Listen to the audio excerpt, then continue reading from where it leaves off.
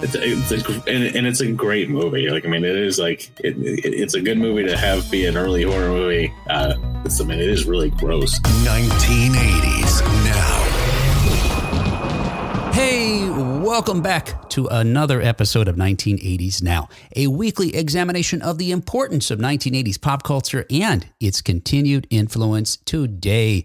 Hey, my name is Will, and I'm normally joined by my friends and co-hosts Kat and John, but today I'm going to be joined by a very special guest, Josh Spiegel, who hosts Movie Timelines, a YouTube channel that I'm going to talk with you in just a moment. But before that, I want to tell you that Kat and John, they're still around. We're still doing shows together. In fact, if you're hearing this in time, please join us as we record live this Wednesday. Let's see, what's the date going to be?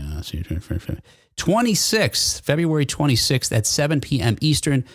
For now, we're doing it on Facebook and YouTube and Twitch. I say for now because Facebook's a big pain in the butt, and they've been creating a lot of issues for us lately, and I'm kind of sick of it. Anyway, on a more positive note, we have a ball when we record these episodes week after week, chatting about 1980s pop culture and various angles, tangential and otherwise. I don't know geography very well, but the ways in which the pop culture still continues to be relevant for us today, even if only in emotionally, psychological, political, or other types of ways. So join us on Wednesday if you can. Please, it's a ball, I promise you. Anyway, with regard to what we're talking about today and our guest, I want you to just, look, here's a little mental exercise for you, right? And if you're a fan of films like I am, and if you're a fan of horror films in particular, then this will resonate with you immediately. But if you're a fan of films generally, films that often get, multiple films in a franchise, and horror, no one beats horror for how many films they could pack into, the canon of a particular successful series. Oftentimes, the result of having subsequent films and stories being told over, years as these films come out are plot holes, continuity errors, questions raised that, that aren't answered within the films themselves. And sometimes these things could be just, written off as errors on behalf of the screenwriters or the producers, the director, that sort of thing. Sometimes they're purposeful, I'm sure, Regardless, however, our guest is part of the YouTube channel that he has there is dedicated to, trying to smooth over the continuity of horror films, the horror film franchises that we love, and answer some of the questions that are raised by some of these films. I feel like that's a new kind of phenomenon, right? Now, I'll talk to Josh about it when we get him out here, but I feel like in the 1980s when we saw a movie and something didn't make sense, we just kind of like, it's movies, right? I feel like we wrote it off. Now, of course, this may be because we didn't have the resources we have today. Right now, I can go on YouTube, I can go on TikTok, I can go Facebook on the internet and find like-minded folks who are grappling with these questions. Sometimes you could find professionals, including those that worked on a film that have answers to these questions. And so maybe it's as a result of the answers being available, we now feel more comfortable to raise these questions. But I feel oftentimes we'd see a movie when we were kids and, something would strike us as weird or silly or just, superfluous or didn't make any sense. And we just kind of like, it's a dumb movie, right? Or it's just a mistake. Let me know what you think. Did you find yourself analyzing questions and plot holes for films when you saw them, back in the day? I know I do today. And I'm grateful that there's a whole sort of, industry or a niche sort of within media, TV shows, films, books that are crafted in such a way as to inspire conversation outside of the media that require you to go digging and find answers. And it's so exciting when you have that opportunity to do that. And there's some TV shows right now that I'm watching like that that are just, You want to find out more than they give you on screen. And there's something really rewarding about that. And something really rewarding about the social aspect of it, where you get to connect with folks and sort of, crowdsource the answers to questions. And sometimes, the crowds get them right, and sometimes they don't. But the best shows are the ones that, weave a story in such a way as to inspire questions, ultimately give enough answers, but still leave you thinking even after the final episode has aired. And not only does our guest take a look at, sort of, again, trying to fill in the blanks and try to, clean up some sort of continuity questions or issues or errors among franchises that we love, in particular horror movie franchises. There are other video series there on his YouTube channel where he's taken a look at every horror movie, for example, made in the 1920s. He did 1930s, 1940s. Imagine he's got some other decades planned. We'll chat about it. But in particular, to our interest, he's doing all the horror films in the 1980s. And most recently, he started looking at all the sci-fi films in the 1980s. And as a result, if you check out these videos, you wind up seeing a bunch of films. I did anyway, at least seeing Josh chat about them, that I have no idea what these films were, and whether that's good or bad, that's a subjective question. But it got me considering how many films out there that I, don't know. When I consider myself to, be pretty aware of the films that came out, certainly during the decade that we chat about on our show. Very recently, I chatted with Tristan over at the Indie Magazine podcast, and I'll let you know when that airs. But one of the things that we chatted about was Tristan asked me to come to the show and suggest to his audience 3 80s films that were underrated gems, things that folks like me may know and love, but they flew under the radar. And, a wider audience and certainly younger folks wouldn't necessarily be aware. And it proved to be a more challenging task than I thought it would be, because part of it is being in this bubble where, when we do this, you do the show week after week, I'm not sure necessarily what is popular or not. Because in the 1980s, we had so many films that weren't necessarily a hit at the box office, but got such a cult following on, as a result of home rental and cable TV, that they're huge or popular today, certainly among our generation. And so are those underrated gems? I don't know, but it proved to be tricky. And I did have some help from some of our patrons, including Rick, Steve, Brandon, and Nick offered some great suggestions. And if you'd like to join them as one of our patrons, please go to patreon.com/1980s now. You can find out how to give us $1 or $2 to help defer the costs of the show week after week, but also be able to be a part of the group that helps contribute episode ideas, news stories, and suggest guests, among other things, behind the scenes type things. What would you recommend? What are underrated movies that come to mind for you in any genre from the 1980s that you think that maybe most people don't know about, but should? A film that they should check out. And again, I have my thoughts about those, and I shared them with Tristan on his podcast, and I'll let you know when that's coming out. But it's not as easy, I think, as you may think. It's not as easy as you may think. Yeah, there you go. Because I bet some of the films you think are underrated gems may be, in fact, well known. I don't know. Anyway, hey, let's bring out our guest and chat all about this with him. In a moment, we'll be right back with our guest, Josh Spiegel.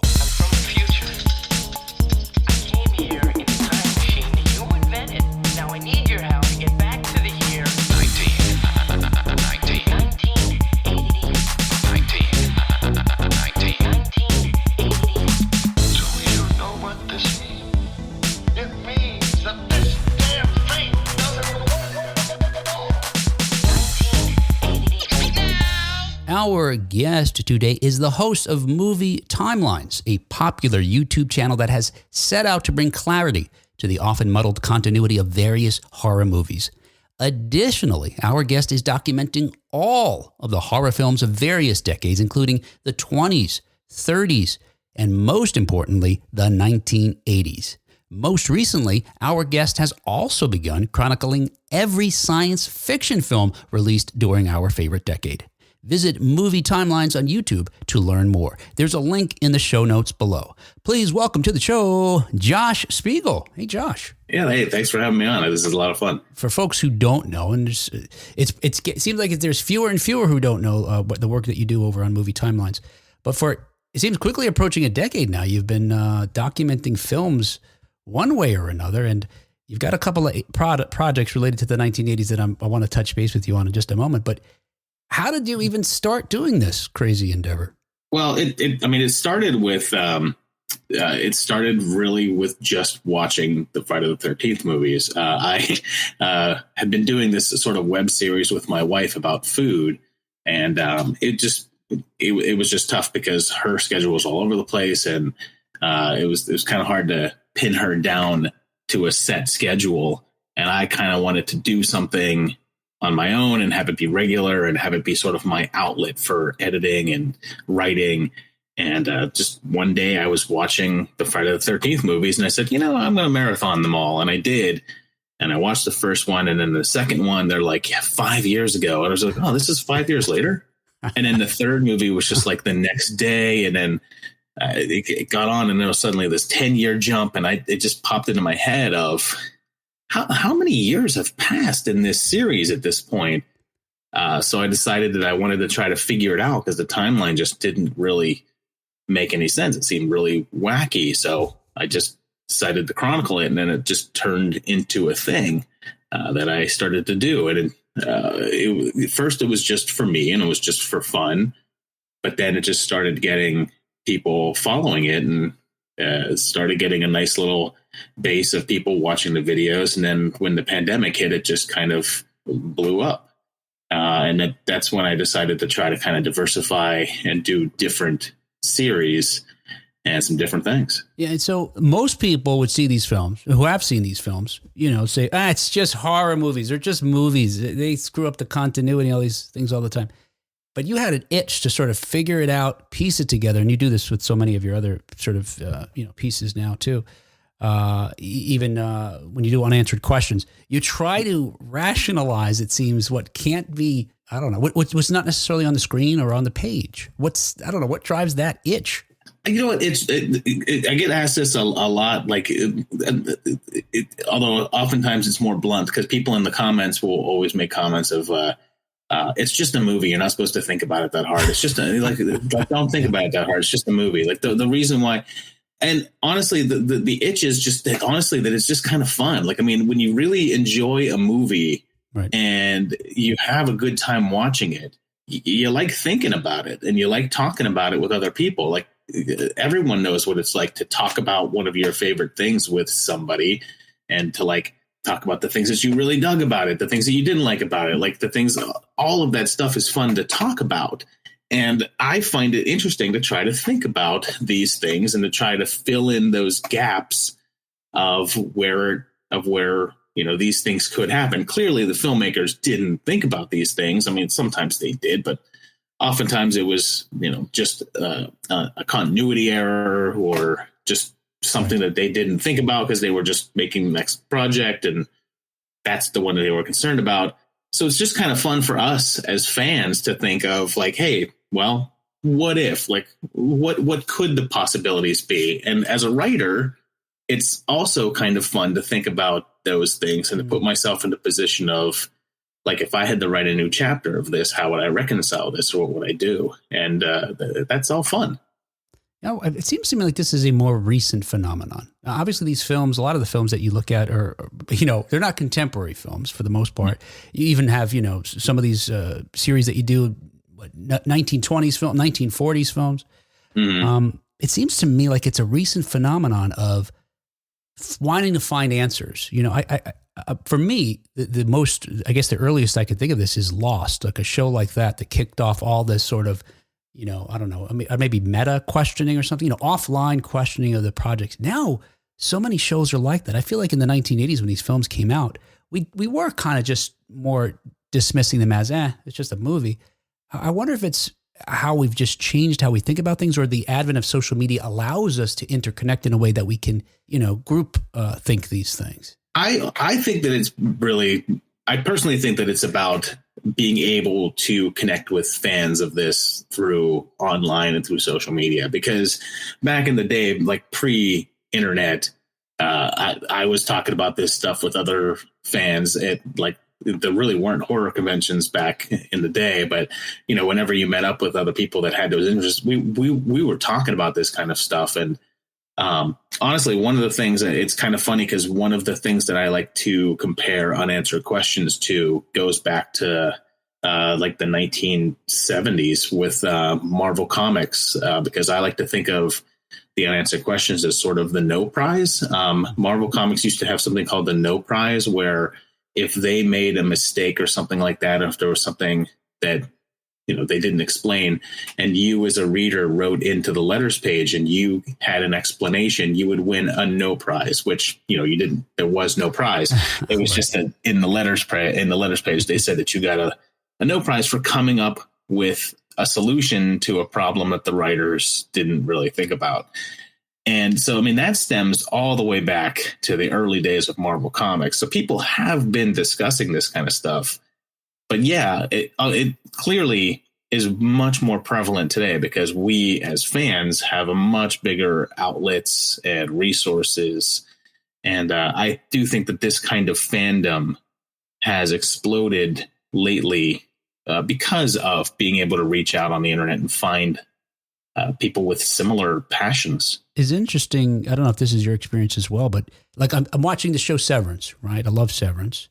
And it's that kind of show that, inspires or, almost requires the audience to question things and think about it off, and there's something rewarding, right? Chemically digging into things and thinking you figured it out, even if it's just your own intuition or your own imagination. I don't know. I feel there is some kind of, dopamine I get from making connections about material and like solving maybe, fictional problems or, storytelling problems. There is this kind of reward. Do you experience that as well? Oh, 100%. That's why I like to do it so much. It's because it's just fun. Like, it's fun to sit there and think about like the different avenues that this could have gone down, or the different ways that this could happen, or, what this means, or what the relevance of this is. One of my favorite horror films is the Phantasm series.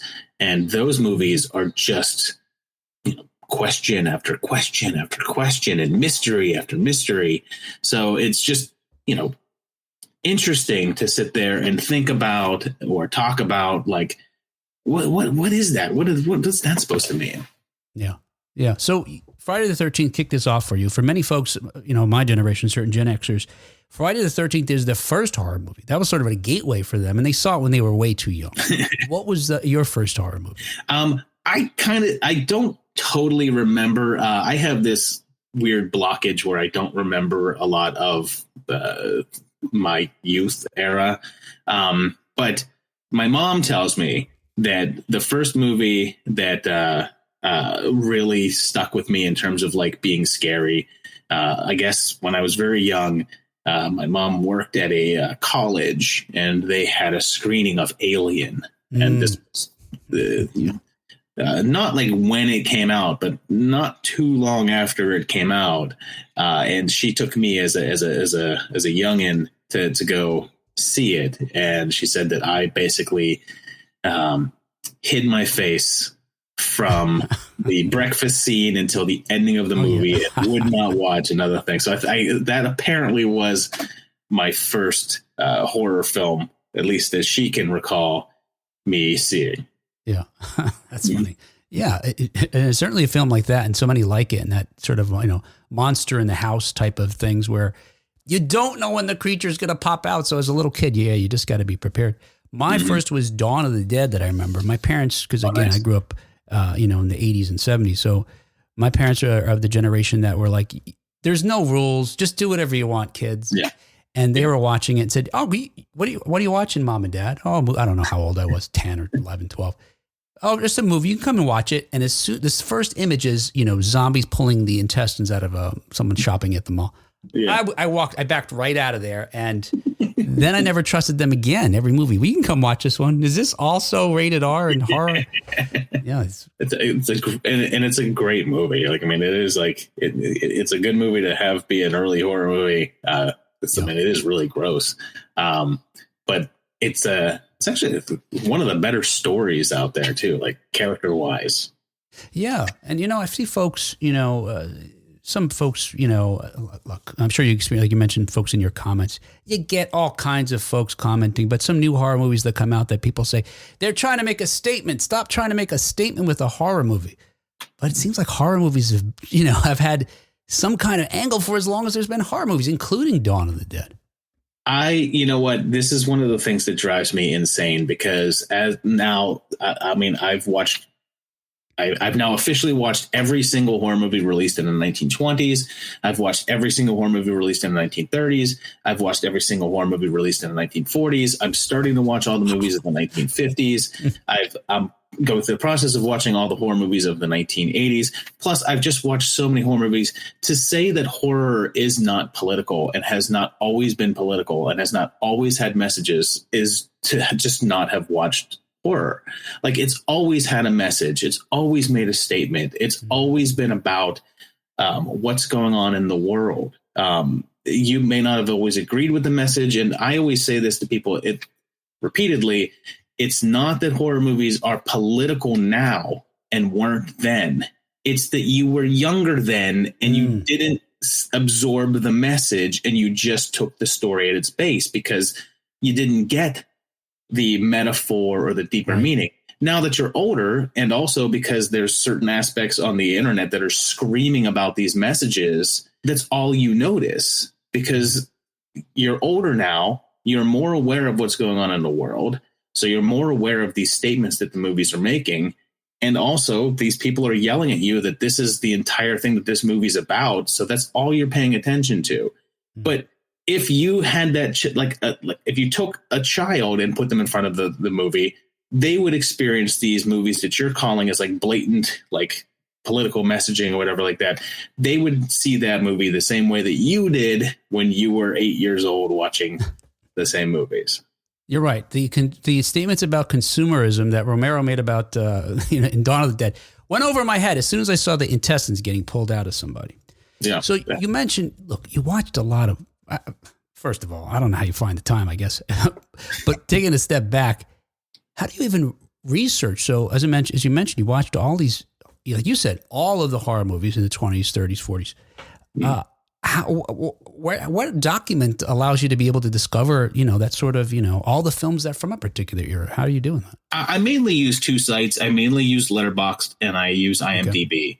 Letterboxd has a very handy function where you can just basically say, show me all of the films of 1977. And then you can narrow it down and say, show me all the films to categorized as horror in 1977. And it'll give you an entire list of all of the movies that have been up there. And it's pretty thorough. And then I do that and I whittle through that list. And then I just do a similar kind of thing on IMDb to kind of back things up. And I take some of the stuff out of it. Like I don't do shorts. Like if it's not a feature length film, I don't include it unless it's something that has like historical significance. Like I used Stephen King's Boogeyman as a short film on there. And in an upcoming episode, I'm talking about Thriller, which clearly isn't a movie, but I figure, it really had an impact on the horror world. So I have to talk about Thriller. And then I'll winnow out. My focus is on the U.S. films. I will winnow out some of the. I'll winnow out the international films that just didn't have any impact or things that we didn't hear of over here. Any of the international films that got more notice over here, got a release over here, or had some sort of like historical significance, I'll talk about. But if it's something, it's like a Polish film that came out in 1986 that, people in Poland didn't even really go see, then I won't. I'll skip it. Does this mean that you're watching essentially films nonstop during your day? I can't imagine how else you otherwise consume these. Have the time? Yeah, I don't sleep a lot. Couldn't. I was lucky enough to have had a job for a while here where it really wasn't that busy, and I could literally watch movies while I was standing in a store waiting for customers to come in. And I would watch like 2 or 3 movies a day at work, which wasn't bad. And then my wife is in the film industry, and she's usually has very early morning calls. So she goes to bed pretty early. I have a daughter. She goes to bed pretty early. So usually from about 9 o'clock at night until 1 a.m, I'm up. And I'm just downstairs, but I don't want to be too loud because, I don't want to wake them up. So that's when I will do my research, and I'll just watch a couple of old movies. And it's kind of fun because I'll tell you that the nice part about the nice part about doing the 30s and 40s and even some of the 50s movies, they are rather short. A lot of the movies from that era were only around an hour and 10 minutes long. So you can get through a lot of those movies pretty darn quick. How do you feel about contemporary films that seem to feel the need to use more than 2 hours nowadays? As an editor, it drives me crazy. And sometimes I feel as if it's needed. Sometimes it's really nice to have that extra time to breathe. But some movies feel like that they are over 2 hours just to be over 2 hours. Yeah. I think there's a balance. There's certainly movies that are 2 hours and 2.5 hours long that feel like they're 90 minutes because it just goes by so fast because everything that's in that movie is just necessary and like you feel every minute of it. But then there's other movies that just like a recent example is The Substance, which is a movie that I really, really liked and I thought was a great movie. Yep. But it was 2 hours and 20 minutes long. And I feel like it could have about a good solid 15 to 20 minutes cut out of the middle where it just felt like it was saying the same thing over and over again. And my head said, yeah, you could have cut that. You could have cut that. You could have cut that. That's, so there's definitely movies that overstay their welcome, especially now that it is 2 hours has kind of become the norm. It used to be 90 minutes was the norm. Now 120 is. Yeah. I was delighted to see Presence, which was so tight, I thought. And that's like, I don't know, just 90 minutes. I think. Yeah. If even. It's refreshing when I see a movie that's 90 minutes now because it just feels like, all right, cool. This movie's going to come in, do what it needs to do, and then be done. Yeah, especially with what you're trying to do. You can get more movies in. Yes, yeah. Are you taking notes as you do it, or are you having to rewatch? No, I take extensive notes as I redo it. I will often have to stop, rewind, and go back. Okay. For something like the 80s Project, it's a lot easier because most of those notes are more general and they're more thematic, and they're just kind of sort of discussion of the plot and then some of the making of and everything. So what's happening on screen isn't as essential. Whereas if I'm doing something like unanswered questions, or if I'm doing a timeline video where my eyes have to be glued onto what's going on the entire time, there'll be times where I'll have to back up a little bit and say wait, what was that? What did they say there? Or what's going on in the background there? What is that? Yeah. So especially timelines where I have to find myself pausing every time there's a car comes in the screen. It's like, oh, can I see the registration sticker and see what year it is? But I mean, the nice thing about the 80s Project kind of videos is that, again, watching what's on screen at every single second isn't exactly essential. Plus, 80s Project has the benefit of a lot of the movies. When I do a block of, usually there are between 8 to 10 movies in each block. And I'll have seen 3 or 4 of them at least a couple of times. So it's not like I need to pay super close attention.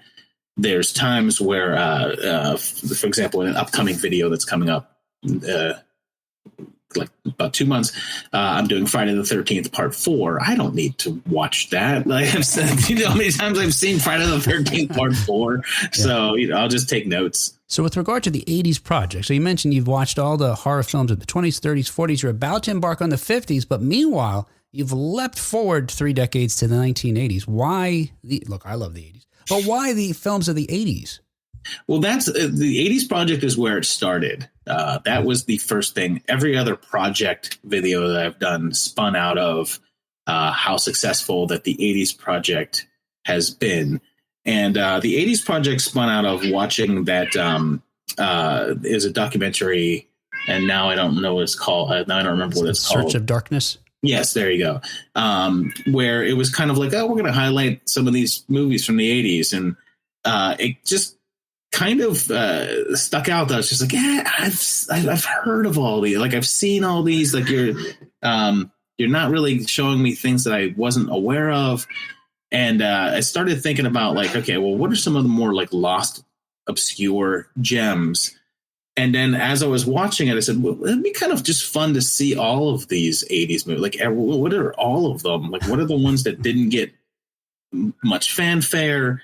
And then it just struck me what if I just started January 1st, 1980 and just started watching every horror movie that was released. How long would that take? And I started to write out a plan for it and scheduling, and it just snowballed from there. And clearly, yeah, people really liked it. And then that's what spun out of the other ones after that, because I wrote down and said, well, if I could do the 40s in like 4 episodes, because there's just, or not, the 20s in like 4 episodes, there's just not many of those. And if I did the 30s movies, like I could basically do each year in 1 episode, because there's only like 10 to 12 movies released in each year.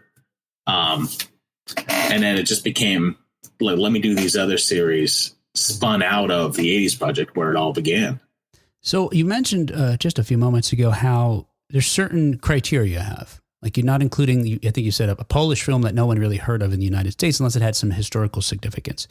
But it does seem with the 80s films, and most recently I was watching the sci-fi, because in addition to horror, you've also begun an 80s project with sci-fi as well, that included a number of mockbusters, from other countries that I've never heard of. And quite frankly, I don't know how you endure watching some of these films. They seem so terrible. But so maybe I understood wrong how your criteria is, because it does seem like we do see some films that most folks haven't heard of. Yeah, I mean, it's basically, and again, a lot of it is sort of my own criteria. Okay. So it's what it comes down to at the ending is, if I want to watch it, I'll watch it. And there's been a couple on there that weren't really that well heard of. But when I was younger, and again, pre-internet days, pre-big internet, I was very big into the horror bootleg scene. I did a lot of videotape trading back in the day, and for movies that just were impossible to get, especially for the Hong Kong cinema, for Japanese cinema, those kind of things. And I had a guy that was like really into horror and like obscure horror and like rare and out of print horror films, and I had another guy that was into like like Hong Kong action and everything. And I was just trading with those guys. And there's certain movies, especially in the international market, that have a notoriety over here just based upon word of mouth or cult followings. And those are the ones that I tend to include as the ones that somehow got a buzz over here. Like something like The Boxer's Omen, which really did not really get a U.S. release and isn't really that well known even amongst horror fans, but it does have this like cult following, and people talk about it because it's just such an insane and crazy movie to watch that people do talk about it, and it has sort of an impact over here. And my criteria for international movies has sort of become, have I heard of it? And because I feel as if I have had my ear on that community for a long time. And usually a lot of the more bizarre ones are the ones that have some note I've at least heard of. Things like Seeding of a Ghost and those things where Devil Fetus, like things like that, where you're familiar with the name because people have talked about it and you've heard it and it's gone around. But then there's some other ones that are really, really obscure that just never made an impact, and I'll skip those. Do you feel like over the course of these projects that there's something you're learning about cinema? Obviously, you're a student of film, your work as an editor. Is there, in addition to doing this for fun, are there lessons or observations you're making that you're able to, use maybe? Yeah, I mean, everything is like, there's a lot of learning happening, especially the interesting thing that I'm learning about when I'm going into the 20s, 30s, and 40s project.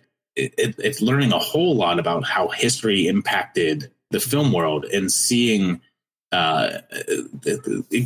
basically an example of what we were talking about earlier, which is these political messages that have been going on. Because, again, a lot of these movies I watched when I was younger and really wasn't aware of what was happening in the world and how it affected these movies. And when you're sort of aware of what's going on in the world, like there's no way to watch the movies of the 1940s and not have an awareness of how World War II was impacting all of these films and the broad messaging that they were making, particularly some of the earlier ones. Like I know that there was quite a few that I covered in the 30s project that were German films that were like discussing what was going on in their own country. Things like M, by Fritz Lang, whatever, that were talking about these things that were happening. And you see that happen. So there's definitely a lot of history that you can learn. And even in the 80s, like watching sort of like slasher movies and everything kind of come about. And particularly in the Sci-Fi Project in particular, because that's when things like The Day After were happening, and you were basically experiencing the Cold War and those political things happening right there in the films. Yeah. Even things like Mad Max and all the Mad Max ripoffs and everything like that stemmed from a fear of nuclear war and like the Cold War happening, all of that stuff. Thinking about horror movies and the first horror movies we've seen. Yeah, Dawn of the Dead was my first. But probably the scariest was The Day After, which wasn't a horror movie certainly per se, but scared the shit out of a lot of Gen Xers, including myself, because we were already scared of nuclear war, and I think eventually I found comfort in it only because I thought, okay, well, I could be like the teens in Red Dawn, or ultimately like, Max in Mad Max and have a really awesome car. So even if there's a nuclear war, we'll be okay because I'll be one of these survivors. But yeah, that was terrifying time.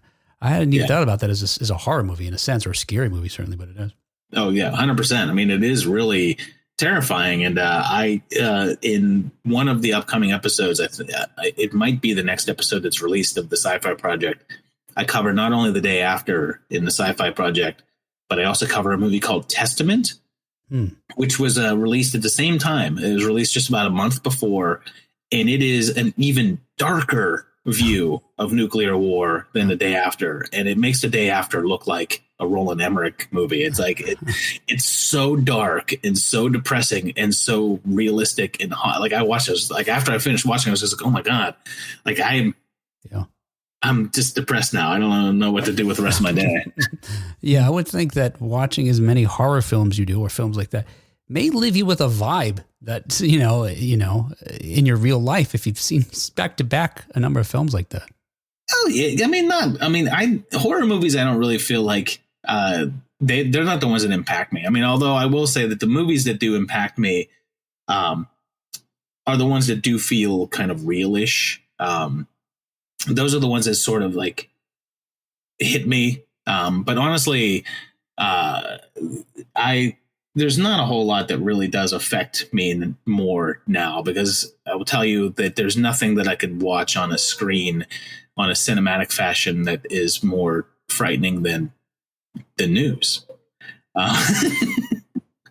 Or just, Rent.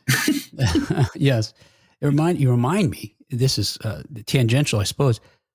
Movies became scarier to me after I had kids because of that idea, because this shit could maybe really happen, and I can't let it happen to my kids. Once I had someone to protect, I don't know. That is 100% it. I mean, it is. I'm way more sensitive now to movies where kids are involved after having a daughter, and any movie where kids are in peril, I get way more tense about it. I connect more with things. Like I could tell you that I don't think a movie has hit me harder in the past 10 years than Train to Busan, which was about a dad and his daughter. So, man, I cried for like an hour straight after watching that movie. So anything where it has to do with little kids, and even older movies, hit harder when they involve little kids, which is interesting. It's interesting to watch some of these old movies through a different lens of realizing that, like, oh, God, that could be my kid. Yeah. I can't, you're braver than I am, because literally I'll put on a film and I see, kids about to get kidnapped. I'm like, nope, not for me. Turn it off. I don't even bother. What do we have to look forward to? You teased a number of things coming up. What are you most excited about talking about next? Well, I mean, there's a lot happening. There's a lot interesting going on. It's April is sort of a soft relaunch for the channel. It just in the sense that I have a lot of new things debuting, where I'm wrapping up 1983, both on the Sci-Fi Project and the horror version of the project. So 1983 will be complete. So it'll be launching 1984 with horror, launching 1984 with sci-fi, where 1984 is where the Sci-Fi Project like picks up big time. Yeah, sure. And then also launching the 50s project, which is going to be a really interesting thing because it's blending horror and sci-fi together into one, just because in the 50s, horror was sci-fi. Right. Also launching a couple of new shows, a new show that I'm really looking forward to called Do Your Worst, where I have had people recommend to me, send to me their picks for the worst horror movie that they've ever seen. And I am watching all of them. I'm in blocks of 7. So, and then I'm going to rank them based upon whose was the most punishing and who did their worst. So everyone's been sending me some of the worst movies they've ever seen. And I got to tell you, some people's notion of the worst movie they've ever seen, piece of cake. Well, it's like you've been training for this. You've built up a immunity or armor for it. Yeah. Oh, 100%. I mean, some of the movies I've seen are terrible. But some of them are fun because they're that terrible. So right. Yeah. I'm looking for the ones that are just not fun and brutal. All right. We look forward to seeing people hurt you with movies. Hey, Josh, thanks so much for your time today. And thanks for your work, helping us have this different perspective, including discovering a number of movies from the 1980s in the sci-fi and horror genre that we're not familiar with. Thanks, Josh. No problem. Thank you. Josh explained it, and I still am just overwhelmed, amazed, impressed by his ability to be able to consume all the films he talks about on his channel. Go and check out movie timelines on YouTube. There's a link in the comments below to make it easy for you. He covers a lot, and again in these 80s series where he's trying to watch he is watching all the horror films of the decade and all the sci-fi films of the decade. There's a lot.